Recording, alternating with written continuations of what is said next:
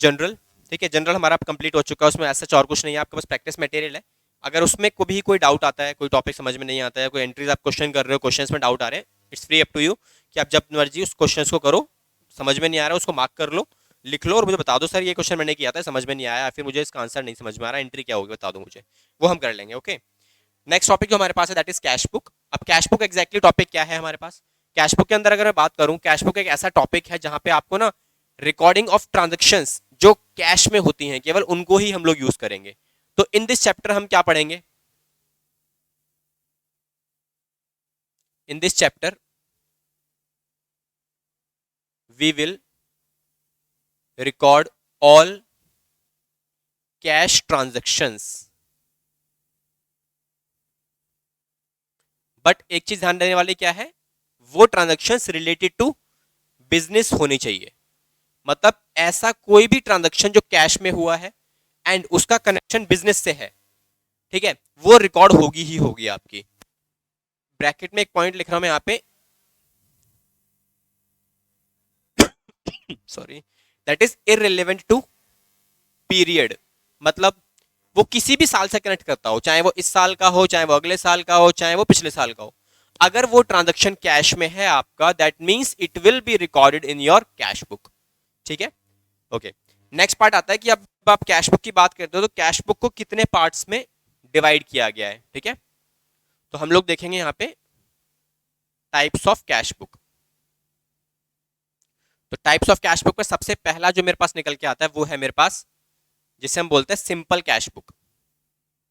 Simple cash book. अगर मैं simple cash book को क्या बोलते हैं हम लोग? सिंगल कॉलम कैश बुक भी बोलते हैं।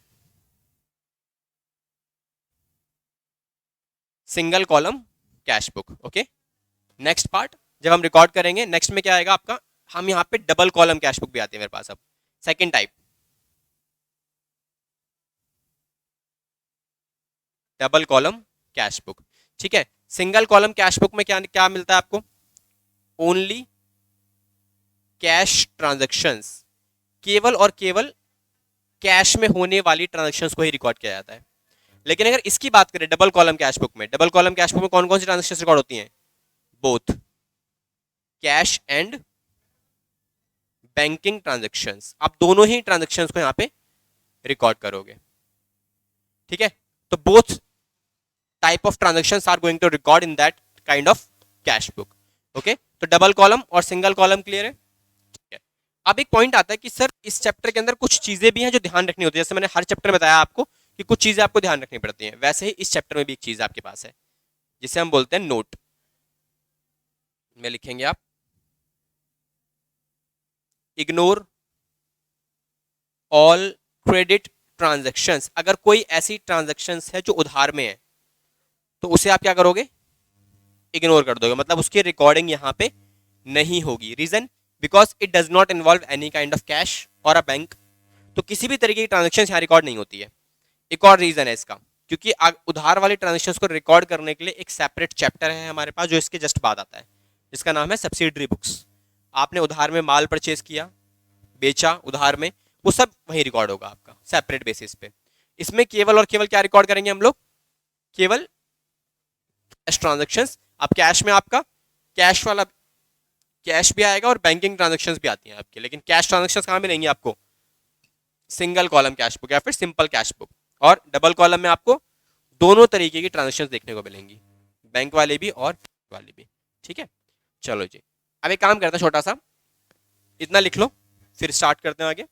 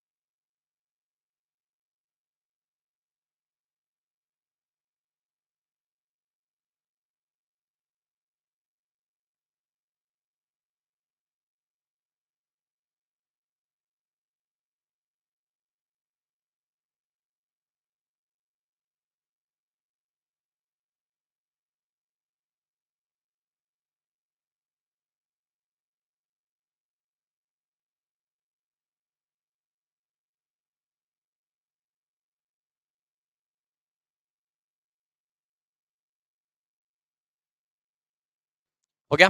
Okay, now move to our next topic. Topic भी क्या बोले इसके बेसिस पे, ठीक है।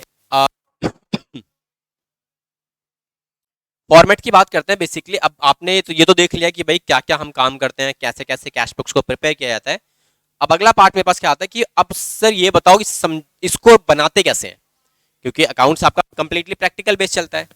तो यहाँ पे व्हाट्स द फॉर्मेट, जब आप प्रिपेयर करते हो कैश ट्रांजेक्शन्स को तो कोई एक फॉर्मेट हमें चाहिए होगा फिक्स। जैसे जनरल का फॉर्मेट हमने देखा है ना, अकाउंटिंग इक्वेशन का फॉर्मेट हमने देखा, उसी तरीके से what's the format of a cash book. तो कैश बुक का सिंपल सा फॉर्मेट हमारे पास आता है जिसमें डेट, एलएफ का कॉलम, उसके बाद रुपीस का column, then again repeating mode पे इस तरफ भी सेम कॉलम्स यहाँ रिकॉर्ड हो जाते हैं आपके। तो ये हो गया आपका रुपीस का कॉलम, इसे बोलते हो आप एलएफ का कॉलम। उसके बाद ये मेरा हो गया पर्टिकुलर का column, then date, rupees, LF,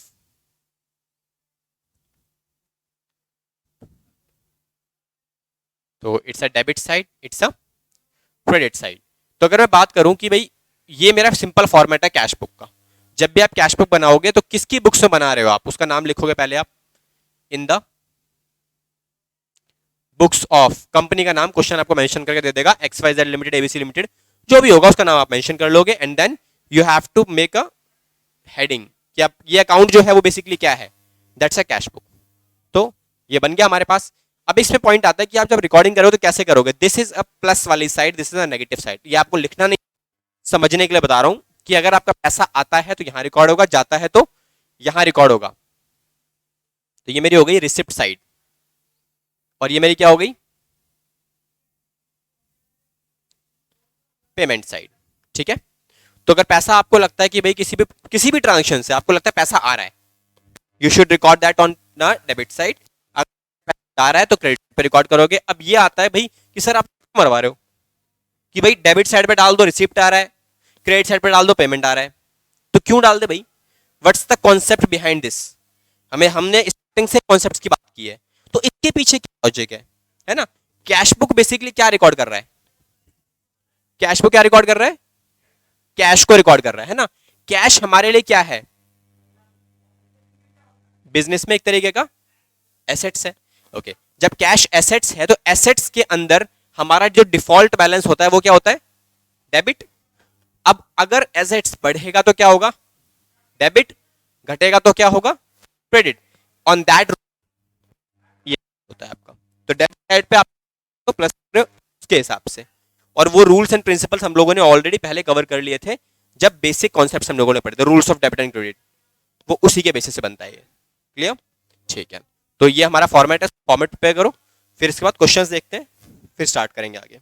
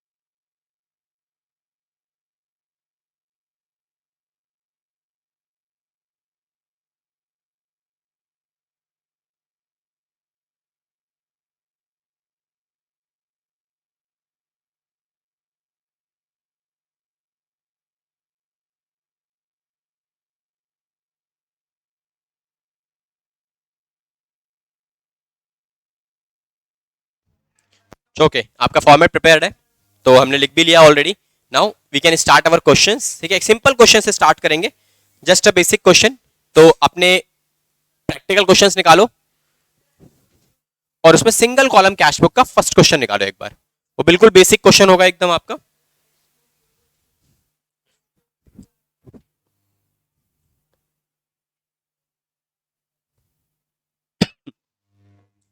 मिल गया, ठीक है। तो क्वेश्चन में स्टार्टिंग पॉइंट क्या है, सिंगल कॉलम कैश बुक आपको बनानी है, किसकी बुक्स में नाम नहीं मेंशन है, तो आपके लिए कोई दिक्कत नहीं है।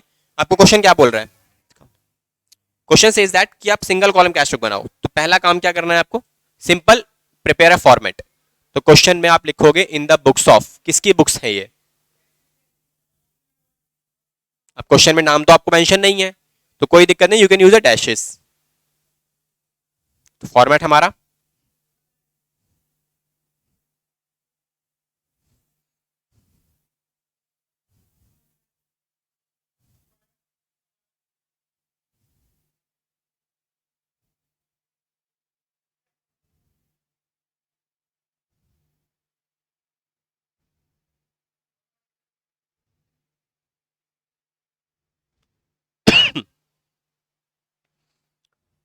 ओके तो ये हमारा फॉर्मेट है। सबसे पहला काम, क्वेश्चन में आपको ट्रांजेक्शन देगा वो डेट मेंशन पक्का करेगा। तो डेट वाले कॉलम में एक ईयर होगा जिसमें हम काम कर रहे होंगे। तो ईयर क्या दिया हुआ उसने मुझे, 2020।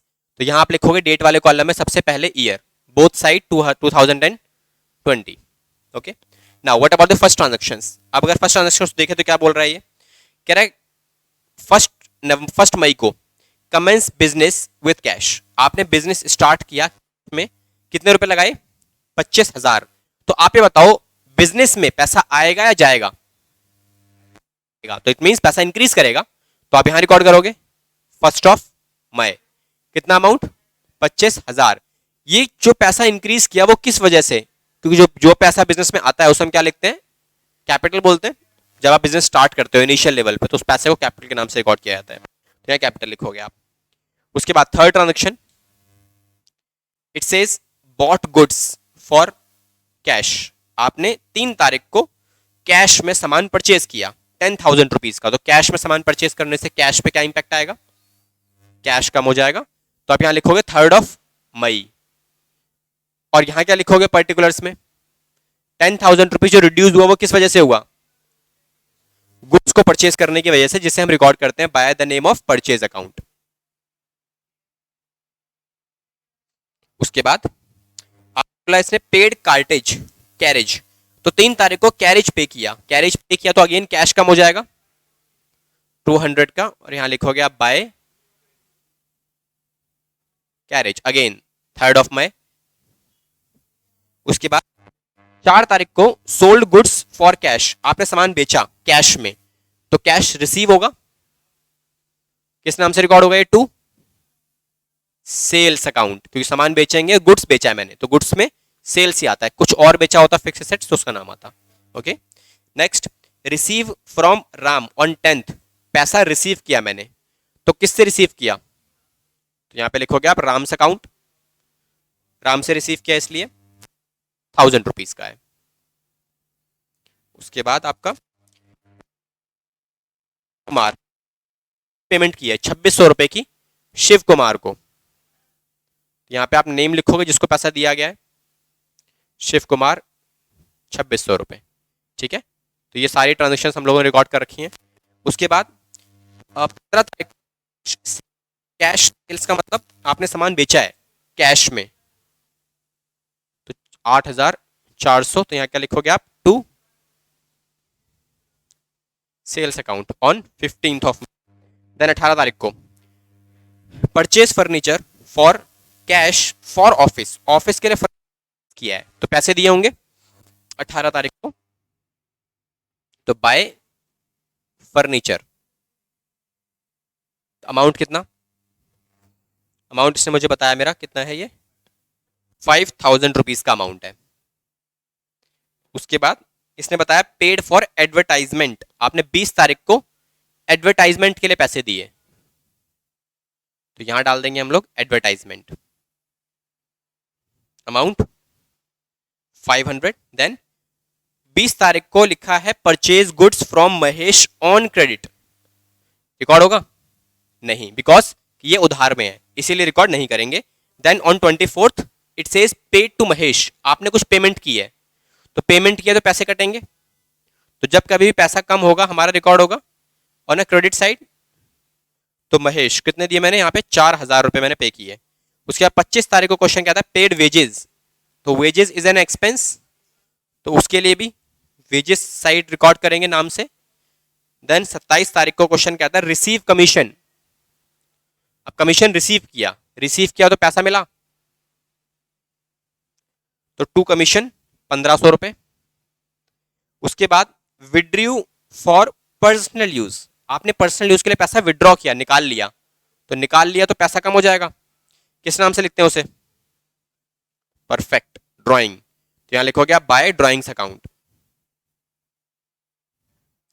उसके बाद 31 तारीख को आपने सैलरी पे किया, तो यहां क्या लिखोगे? By salaries account. कितना अमाउंट? 700 रुपए। ठीक है, सारी ट्रांजेक्शन हो चुकी है हमारी। अब लास्ट पार्ट क्या है, आप क्या करोगे? अभी टी शेप अकाउंट में भी समझाया था, जब आप अकाउंट वगैरह बनाते हो क्या करना होता है? नीचे से 2 लाइन छोड़ के, बढ़िया, तो नीचे से 2 लाइन छोड़ के आप बैलेंस करो। ठीक है, मेक अ टोटल, दोनों साइड को प्लस, जो साइड बड़ी आ रही है वो दोनों तरफ लिखी जाएगी। तो इसमें अगर सिंगल कॉलम कैश बुक होते तो हमेशा डेबिट साइड बड़ी आएगी, हमेशा। ठीक है, बिकॉज आप जितना पैसा है आप ज्यादा खर्च कर सकते हो, पॉसिबल ही नहीं है, इसीलिए हमेशा ये वाली साइड बड़ी आती है। लेकिन जब डबल कॉलम कैश बुक बनाएंगे तो वहां बैंक का कॉलम भी बनता है, लेकिन बैंक में ऐसा नहीं होता। बैंक में जितना आपके पास अमाउंट नहीं अवेलेबल नहीं है, आप उससे ज्यादा भी खर्च कर सकते हो। ठीक है, वहां हमारे पास अपॉर्चुनिटी होती है, ओवरड्राफ्ट फैसिलिटी बोलते हैं उसे हम। जब वो करेंगे तब समझाऊंगा। अभी फिलहाल इन सारी साइड्स को प्लस कर लोगे आप, तो कितना कितना अमाउंट बनेगा मेरा, एक बार टोटल कर लेते हैं। तो मेरा कितना आ रहा है? 25 और 6 31, 32, 32 और 8 40, 40 के बाद और 1 41,900, ये टोटल आएगा। ये भी सेम आना चाहिए। तो जो डिफरेंस बच रहा है मेरा, it should be on the closing date, मतलब 31 तारीख को ही आएगा ये। इसे लिखोगे आप बैलेंस सीडी। ठीक है, तो सीडी में कितना बैलेंस आएगा इन सबको उठा के प्लस कर लेते हैं।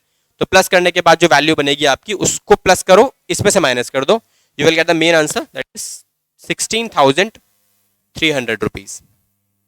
इतना करने के बाद यही सीडी सिर्फ ट्रांसफर होगा by the name of balance brought down. और किस डेट को आएगा? लेकिन ये मई के बाद क्या आता है? 1 जून। आप यहां लिखोगे टू बैलेंस बीडी, मतलब brought down amount 16,300 rupees. That's all. ठीक है, इतना करना है आपको। इसको नोट करते हैं, फिर नेक्स्ट क्वेश्चन ट्राई करना।